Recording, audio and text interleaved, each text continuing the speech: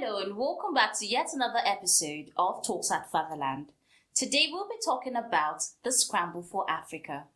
The Scramble for Africa was a period in the late 19th and early 20th centuries when European powers aggressively sought to acquire territories on the African continent. Like always, I won't be the only one talking on this topic today. With me in the house is a very skilled researcher and analyst. His name? Femi Bamidele. We're very happy to have you here today. Solid. And I am your host, Fiona Nana. Talks at Fatherland. Now, without further ado, let's delve into today's questions. Now, Mr. Femi, what was the Scramble for Africa and why did it happen in the late 19th century? Yeah, the Scramble for Africa was a movement by the European powers, like the European countries then. They wanted to come to Africa to find a way of helping their own economy back in their nation, in respective nations. So they wanted to give boundaries to come together to create boundary to okay, this nation will be the one to cover this part of the Africa. This nation will also be the one to conquer this part of Africa. Designating rules for each nation, each European nation. Okay. Yeah. So they were doing this because they were in the time of economic depression. So that was why they came in the 19th century, the late 19th. So that period, their economy was not that. Wasn't strong enough. Yeah. So they had to find a way to bring resources that they were able to send back home to work on. Okay. So what were the main forces driving the European powers, during the Scramble? Yeah, it wouldn't even be easy for them to just come down to Africa like that. Definitely. And start colonizing them. But they had to come together. They called the gathering the Berlin Conference.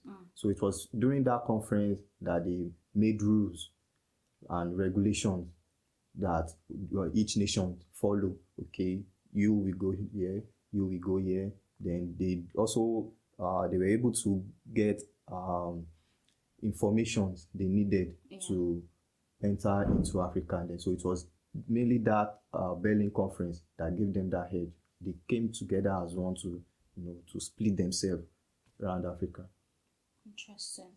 So how did the Scramble for Africa impact the socio-political structures and cultural landscape on the continent? Yeah, when, for example, now we watch movies, and when we see when these, maybe the people who are very, very strong, when they invade the other lower ones, they leave. When they leave, they leave behind some let me say some defaults in the nation that they were able to conquer. So these people, when they came and left, they left some they made sure that some traditional structures, traditional political structures, they changed them. So, are you saying traditional political, or you're saying it separately? That's the way traditional structure, and then there is political structure. No, the main political structures those people were using before the colonization. Okay. So so once these people left, it was very, very hard for them to go back to that traditional one they were using. Okay. So it changed a lot of things.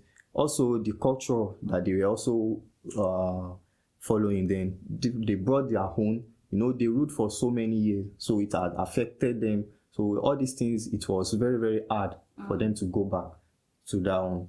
It also led to once all these maybe the UK, they were the one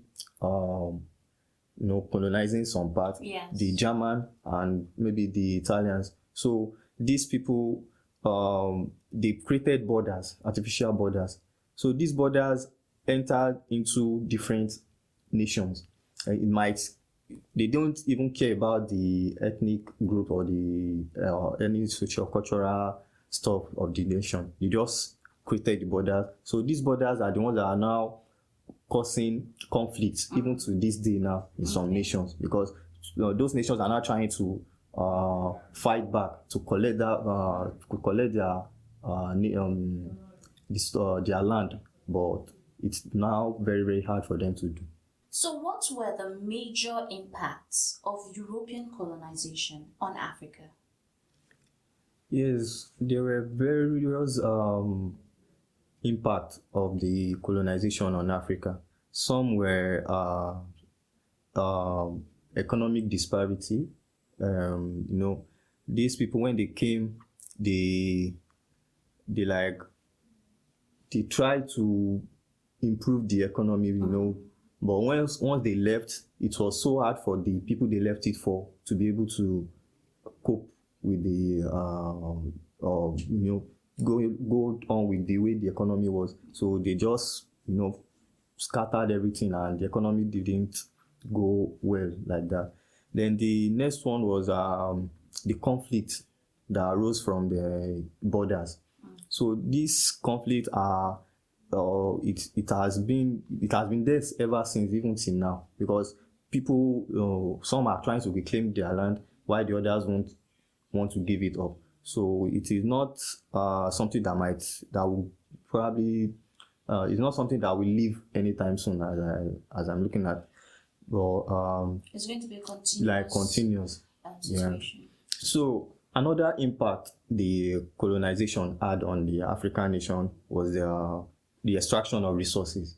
When those people came in, they make sure they tapped into the resources they found in Africa. So this also led to the exploitation of these resources, and so they were taking them back home and left nothing, or little or nothing for the Africans. Even the Africans that were there, most of them do not even know they had those resources. So it was even harder for them to make use of it, not until recently, when some are now, trying to work on them.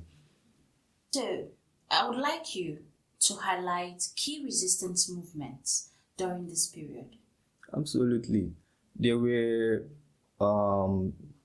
resistance from leaders, or should I say figures, like Samori Toure of Guinea, Santiwa of Ghana, and the Menelik II of Ethiopia. So these people tried, they made use of various means, one of which were negotiations.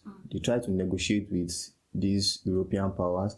When they saw that didn't work, they tried to, then they now resorted to armed force, so maybe they could try to resist the European colonization. So what would you say were the contemporary challenges? Yeah, I would say, let me go with just one challenge out.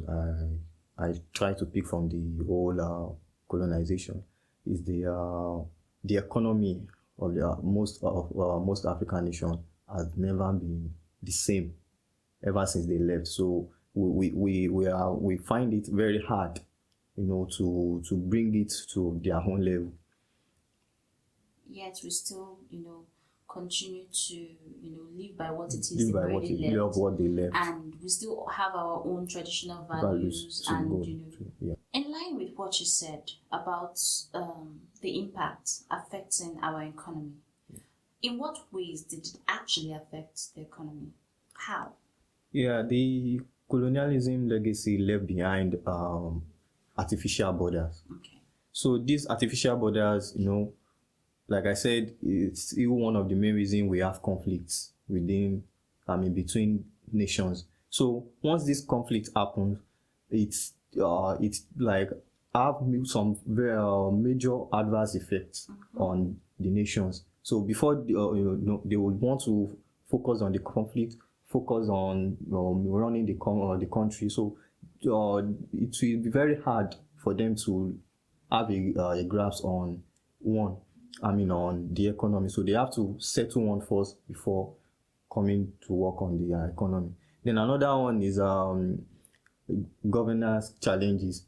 So it makes it very hard for the government to be able to rule over the people, because anybody can just come out and say, okay, no, we don't accept what they are trying to bring in, or they are like protesting against one thing or the other. So these issues have been there and are still there till now. Then the last one is the like I said, the resources. Yeah, we don't really have we don't have the equipment to get those resources and turn them into what we want to use them for. Yeah, we have to like seek for their help again to get them done. So all these things are not the way we should still be regarding especially in this century that we have. So we just hope, maybe hopefully very soon we get it right. And but I'd like to know your stance as a researcher and analyst. Yeah, now I think we are getting there. Various I've seen various countries trying to bring in they've gone over there, they've seen how they were able to run everything that makes life easier. So, and I've seen various implementations put in place. Yeah. Trying to replicate as much as they can here, to try and reach a particular standard. Yes, So, thank you so much for joining us on this episode and shedding more light on the Scramble for Africa. Thank you for staying with us till the end of this episode.